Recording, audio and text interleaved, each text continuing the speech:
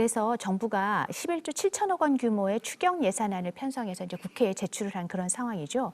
자, 근데 이 추경 예산안을 놓고 여당에서는 이걸로 불충분하다. 6조 원 이상을 증액해야 된다. 지금 이렇게 주장을 하고 있는 상황이죠. 반면에 야권에서는 현금 살포성 예산은 안 된다. 뭐 추경이 안 된다는 건 아니지만 이제 그렇게 반론을 펴는 걸로 알고 있습니다.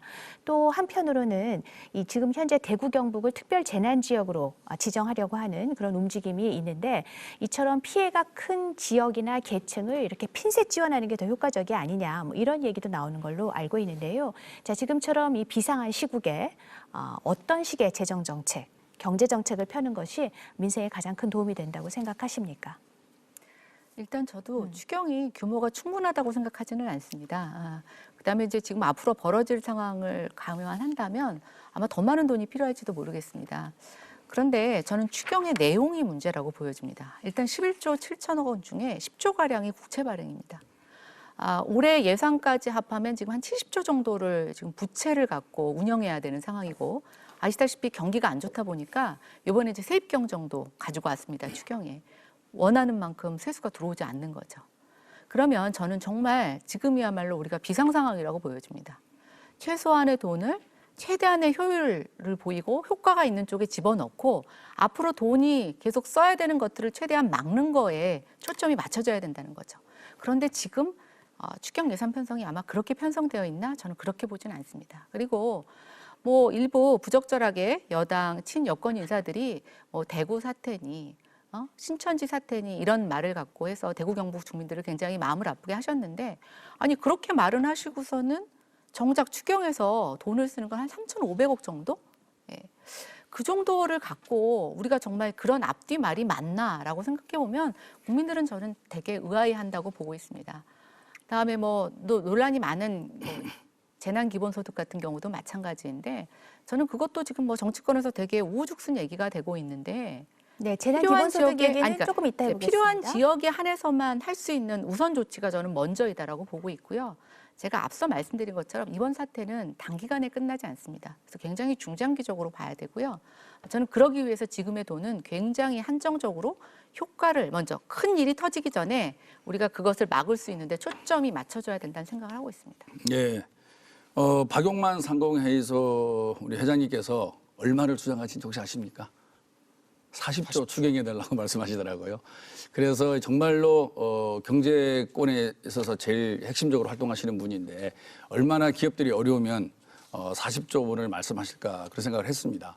우리가 자본주의에 있어서 이제 시장은 실패 가능성도 있고 또 잘 돌아갈 수도 있는데 어떤 시장의 실패에 대비하기 위해서 정부의 기능이 있는 거잖아요.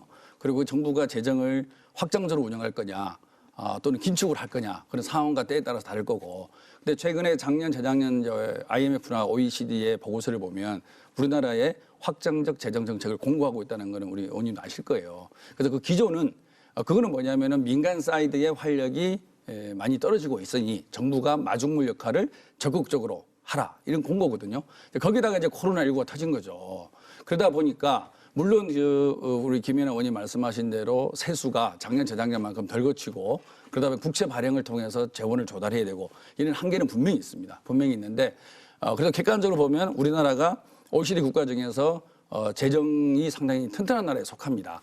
그리고 재정이라는 것은 필요할 때 또 적시에 풀어야만이 또 효과가 발휘되고 있는 거거든요. 그래서 금액에 대해서는 저도 여기서 말씀드리지는 않겠지만 상당히 적극적으로 긍정적으로 추경을 바라봐야 될 것 같은 생각이 들고요. 그리고 이제 말씀하신 대로 적은 돈으로 최대 효과를 발휘할 수 있는데 당연히 그렇게 써야 되겠죠. 그래서 그런 부분에 대해서 여야가 작은 차이를 극복하고 큰 틀에서 서로가 협의하고 합의해 나가면 국민들에게 좋은 모습을 보여드릴 수 있지 않을까 그런 생각입니다. 네, 내용을 얘기하셔야죠. 지금 추경의 항목이 그럼 적절하다고 생각하시는 건가요? 물론 이제 저는 상임위가 정무인데요. 다 훑어보지는 못했는데 저희는 이제 중소기업들과 자영업자들을 신용보증기금을 통해서 대출해 주는 거, 그다음에 중소기업 은행을 통해서 대출해 주고 이런 부분에서 좀 크게 좀 늘려서 지원해 주는 것을 의결을 했고요. 뭐 여야 간에 큰 이견 없고 다만 부대 의견을 통해서 대구 경북 지역에 우선적으로 좀 지원할 수 있게끔 하자 이렇게 부대 의견을 달았습니다. 그러니까 부대 의견으로 그치고 네. 있는 게 지금 대구 경북에 대한 지원입니다. 그리고 제가 예산 항목을 보니까 신용보증기금에 지원하는 게 한 3천억 원 정도로 되어 있는데요. 자영업자들의 목소리를 좀 들으셨으면 좋겠습니다. 저는 자영업자들한테 지금은 대출은 답이 아닙니다. 진짜 대출이 있다라고 하면은 거의 무이자로 줘야 되고요. 지금 이제 코로나 대출이라는 게 있어서 얘기를 들어보니까 심사만 2달이 걸린다라고 하고 있습니다. 2달 안에 다 죽게 생겼습니다. 그러니까 지금 제가 말씀드리는 건 지금 돈의 항목도 좀 그 잘못되어 부분들을 있고, 계속 지적을 하고 있습니다. 예, 돈의 네. 항목도 잘못되어 있고, 특히 이제 대구 경북 같은 경우는 거리가 다 이미 멈춰버리고 텅 빈 도시가 되어 있는데 거기에 우선 저는 투입하는 정책적인 판단이 필요하다고 생각이 됩니다. 그다음에 이제 중소기업, 자영업에 대해서는 사실은 대출보다는 저는 직접적인 지원이 필요하다고 생각이 되고 아마 하루와 그게 이제 이틀 기본소득 회복이 논의가 돼야 되겠죠. 그러니까 하루와 이틀 안산에 이제 회복이 안 될 거기 때문에 저는 좀 장기적으로 사실은 뭐 무이자에 해당하는 자금을 좀 대출해 줄 수 있는 게 필요한데 저는 그게 사실은 기본 지금의 세입값과 관련된 정부 재정으로는 한계가 있습니다. 좀 다른 방법의 묘색이 필요하다고 생각이 듭니다. 네. 신용보증기금을 통한 대출에서 가장 핵심적인 게 이제 신용등급, B등급 이상의 대출이 가능합니다. 그래서 B등급을 좀 낮추자 이런 논의가 있고요. 그다음에 대출 절차에 시간이 너무 많이 걸린다. 그럼 이제 인력을 확충해야 되는데 또 전문적인 인력이 투입돼야 되는 거 아닙니까? 재무제표라든지 회계 자료를 볼 줄 아는 사람이 투입돼야 되는 거라서 그런 부분들은 저희가 세심하게 들여다보고 있고 아마 좋은 대안을 만들어서 갖고 오지 않을까 싶습니다. 네, 나머지 두 분 의견 얘기도 좀 들어볼게요. 저는 네. 기본적으로 추경이 액수가 더 확대돼야 된다고 생각해요. 사실 뭐 보수당이나 보수지정 일부에서는 재정 건정성을 이유로 추경안 확대 못한다. 꼼꼼하게 심사하지 않은데 지금 같은 국가 비상사태에서 추경안 그 효과가 더 확대돼야 된다고 봐요. 그런데 그 방식이 대출 기금을 늘린다거나 또는 일방적인 이 현금성 지원을 한다거나 지역 상품권 이런 것이 아니라 가장 직접적인 효과는 감세에 있다고 보거든요. 부가가치세나 여러 가지 소득세. 지금 미국 같은 경우도 트럼프 대통령이 코로나19로 인한 경제 상황에서 첫 번째 카드로 내세운 것이 근로세 감면입니다. 그러니까 기업이 직장인을 고용하면서 내야 되는 우리나라 같은 경우는 뭐 4대 보험 등이 있겠죠. 여기에 들어가는 세금을 대폭 감면하겠다는 게 미국이 첫 번째로 만든 정책이고요. 그리고 당연히 금리 인하가 따라서 붙고 있는데 우리나라 같은 경우는 금리 인하 또 눈치만 보고 있죠. 오늘 아시겠지만 주식시장이 정말 말도 못할 상황을 겪었습니다. 이러한 상황에서도 예년 같으면 진즉 금리 인하 아마 하늘을 통해서 의결이 되었을 것 같은데 지금 이렇게 금리 인하까지도 눈치 보고 있는 것은 이 경제 상황보다 혹시 금리 인하하게 됐을 때 또 부동산이 꿈틀거린 것을 염려하는 것은 아닌가 하는 그런 우려도 들고요. 감세 조치가 왜 필요한가? 사실 기업이나 중소소상공인 같은 경우는 지금 당장 내가 생필품 살 돈 이전에 이 사업체를 유지하기 위해서는 비용을 줄여야 됩니다. 그 비용에는 뭐 임대료도 있고 여러 가지 인건비도 있겠지만 가장 많이 부담이 되는 것 중 하나가 세금인데 그 부분을 직접적으로 해소함으로써 고용을 유지시킬 수 있는 효과가 생기는 것이거든요. 그런데 돈을 걷어서 나눠주는 데는 어찌되었든 아무리 빨리 하더라도 시간이 걸리고요.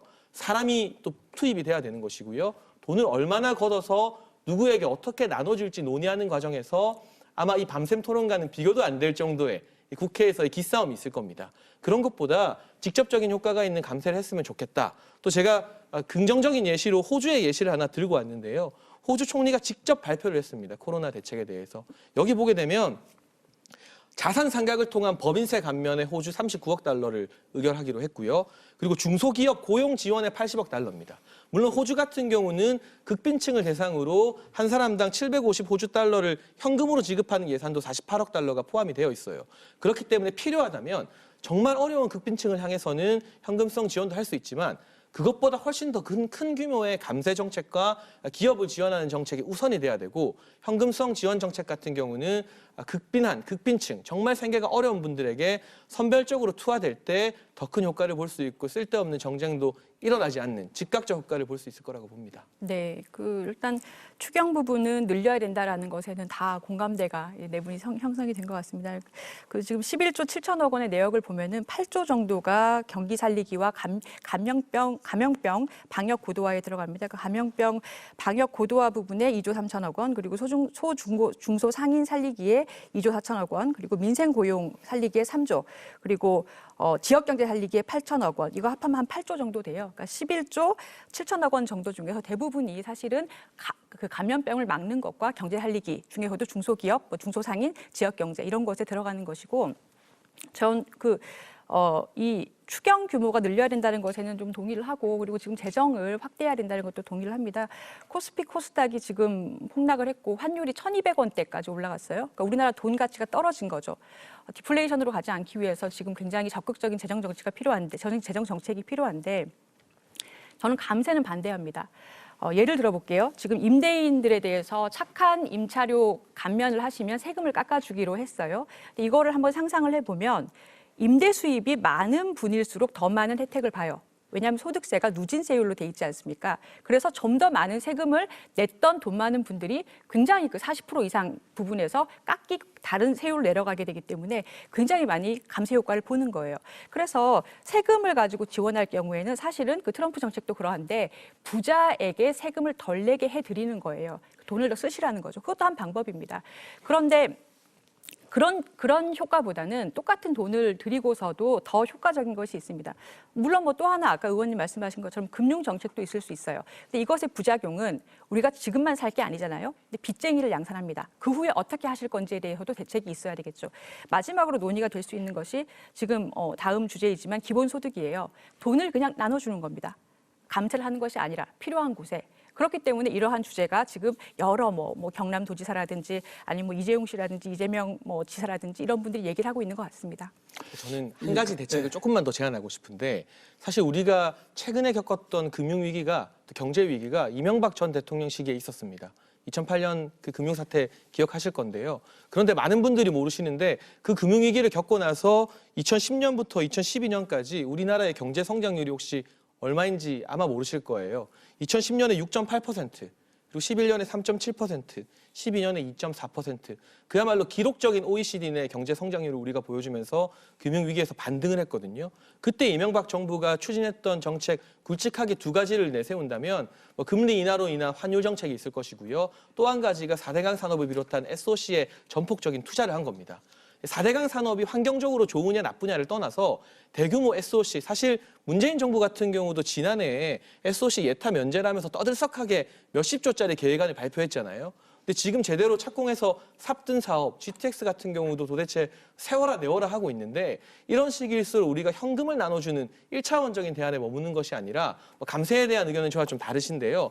이런 SOC 사업을 적극적으로 일으키게 되면 경기 부양이나 직접 고용에 특히나 단순 일용직 노동자, 취약계층 고용에 상당히 많은 효과 유발하게 되는 건 당연하고요. 우리가 2010년부터 12년까지의 경제 성장률 지표에서 볼 수 있는 것처럼 코로나19 이후에 우리의 대책을 생각할 때도 쓰고 없어지는 돈이 아니라 수도권의 GTX가 우리 생각보다 빨리 깔리게 되면 그로 인한 기저효과, 또 다른 경제 유발 효과를 낼 수 있기 때문에 물론 진보정부에서 SOC나 이런 교통망 투자에 대해서 제약시하는 그런 성향이 있다는 것도 일부는 알고 있습니다만 좀 생각을 바꿔서 다양한 형태로 추경안을 늘리게 된다면 야당 같은 경우도 지금 기본 재난소득, 지역 상품권으로 추경을 늘리지 않으면 야당이 반대할 수밖에 없어요.